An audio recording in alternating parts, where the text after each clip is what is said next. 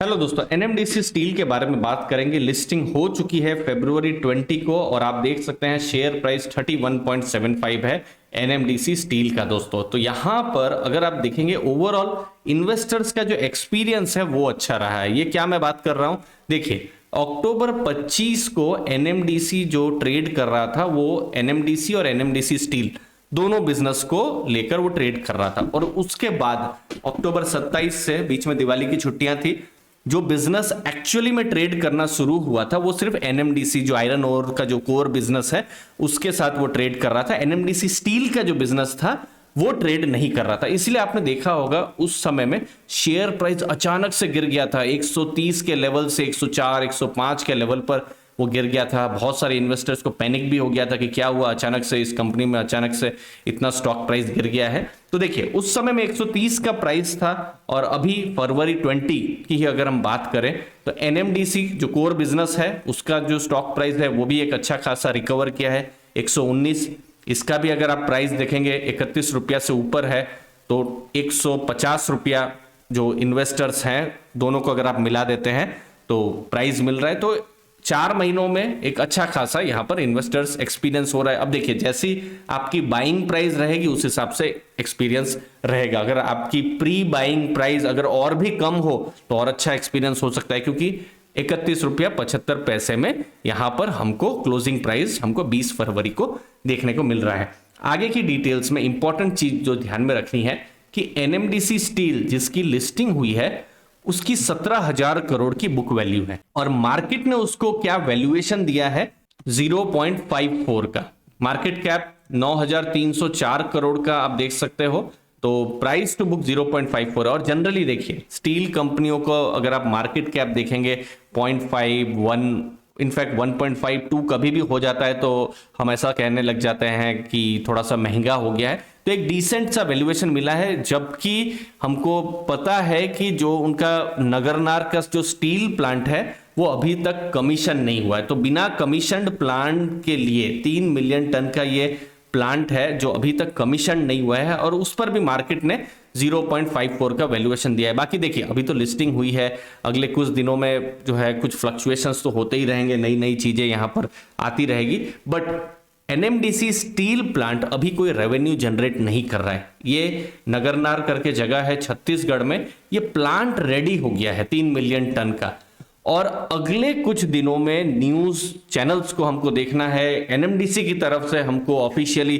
देखना है कि क्या कमीशन की डेट आ रही है। अभी फिलहाल एक्सपेक्टेड है कि मार्च 2023 तक, मतलब अगले 30-40 दिनों तक न्यूज आ जानी चाहिए कि कमीशन जो प्लांट है वो हो गया है। एटलीस्ट वो सेंटिमेंट्स के लिए अच्छा हो सकता है। देखिए कमीशन हो गया है तो उसका मतलब यही नहीं है कि 200 करोड़ 500 करोड़ का रेवेन्यू डे 1 से शुरू कर देगा, लेकिन एटलीस्ट एक सेंटिमेंट अच्छा हो जाता है कि ठीक है स्टील प्लांट ने काम करना शुरू हो गया है। अब देखिए स्टील प्लांट को काम करना शुरू करना है तो जो कोक का जो प्रोडक्शन है, क्योंकि देखिए स्टील बनाने के लिए जो रॉ मटेरियल है इंपॉर्टेंट वो कोक है, उसका प्रोडक्शन शुरू हो गया है, ब्लास्ट फर्नेस रेडी है, बस स्टील बनना अभी तक हुआ नहीं है शुरू। तो ये एक इंपॉर्टेंट अगले 30-40 दिनों में एक इंपॉर्टेंट न्यूज हो सकती है जो बिल्कुल इन्वेस्टर्स को ध्यान में रखना चाहिए, एटलीस्ट सेंटिमेंट के पॉइंट ऑफ व्यू से। दोस्तों दूसरा जो इंपॉर्टेंट ट्रिगर जो है वो रहने वाला है डाइवेस्टमेंट का, क्योंकि देखिए ये जो प्लांट है नगरनार का, इसको गवर्नमेंट की कोशिश है कि इसको कोई भी जो प्राइवेट एंटिटी है उसको बेच दिया जाए और हो सकता है कुछ वैल्यू अनलॉकिंग यहां पर हो सकती है। 60.79% का गवर्नमेंट का स्टेक है, 10% स्टेक रहेगा एनएमडीसी के पास और बाकी का स्टेक जो है जो भी प्राइवेट एंटिटी है उनके पास जाएगा। अब यहां पर गवर्नमेंट अपनी तरफ से कोशिश कर रही है, इस पर भी 2023 में जैसे जैसे डिटेल्स आती रहेगी, न्यूज आते रहेंगे, हमको पता चलता रहेगा और हम आपके साथ अर्ली फाइनेंशियल आजादी में शेयर करते रहेंगे। अब देखिए ये पॉजिटिव भी है और थोड़ा रिस्की भी है। पॉजिटिव इसीलिए क्योंकि एक बहुत बड़ी एक वैल्यू अनलॉकिंग हो सकती है, स्टील प्लांट को कोई प्राइवेट एंटिटी खरीदेगी, लेकिन रिस्क भी इसीलिए ज्यादा बढ़ जाता है। जैसे हमने भारत पेट्रोलियम के केस में देखा कि गवर्नमेंट ने कोशिश की, फिर बाद में कोविड आ जाता है और उसके बाद से गवर्नमेंट बेच ही नहीं पाई और गवर्नमेंट ने शेल्व कर दिया जो भी प्लान डाइवेस्ट करने का था। अभी भी कॉन्कोर के केस में भी आपको ऐसा ही देखने को मिल रहा है, रोज अलग अलग न्यूज आ रही है और क्लैरिटी अभी भी नहीं पता चल पा रही है कि किस हिसाब से कॉन्कोर का भी जो डाइवेस्टमेंट है वो आगे बढ़ेगा। तो इसीलिए ये एक इंपॉर्टेंट ट्रिगर रह सकता है, और सब कुछ पॉजिटिव डायरेक्शन में गया तो बिल्कुल सेंटिमेंट भी यहां पर पॉजिटिव हो सकते हैं। बट एटलीस्ट इन दोनों न्यूज पर ध्यान तो रखना ही चाहिए, एक डाइवेस्टमेंट है और दूसरा कमीशनिंग है। मुझे उम्मीद है आपको वैल्यू मिल रही होगी। आप हमारा टेलीग्राम ग्रुप भी आप ज्वाइन कर सकते हैं। हम personal finance, financial freedom, mutual fund, stock analysis पर बात करते हैं, और डेली रेगुलर हम क्लासेस भी लेते रहते हैं बिगनर्स के लिए। टेलीग्राम ग्रुप में हम उसकी लिंक भी शेयर करते रहते हैं। आपको वैल्यू जरूर मिलेगी, ऐसा मेरा पूरा मानना है दोस्तों। लास्ट में ये डी मर्जर का अगर किसी को फायदा हुआ है तो वो है एनएमडीसी को। रीजन क्या है कि जो भी केपेक्स करना है, जो भी खर्चा करना है, वो अब एनएमडीसी को नहीं करना पड़ेगा।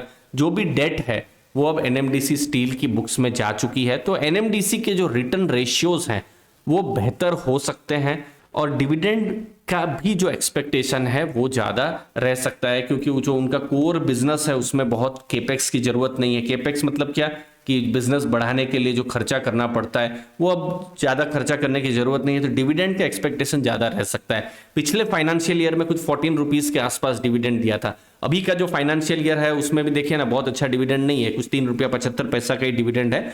यस, रीज़न उसका है कि जो आयरन ओर के जो प्राइजेस हैं वो घटे हैं और सेल्स घटा है इस साल में। लेकिन अगेन अगला फाइनेंशियल ईयर अगर अच्छा जाता है तो डिविडेंड का भी एक्सपेक्टेशन रह सकता है। और यहाँ पर देखिए साइक्लिकल कंपनीज हैं, स्टील कंपनी है, ऑयल कंपनी में डिविडेंड वोलेटाइल जरूर रहेंगे, वो आपको हमको ध्यान में रखना है। उसके बारे में कोई दूसरे वीडियो में मैं आपको समझा दूंगा कि किस हिसाब से साइक्लिकल सेक्टर में डिविडेंड्स भी काम करते हैं। मुझे उम्मीद है इस वीडियो से आपको लर्निंग मिली होगी, आपको फायदा हुआ होगा।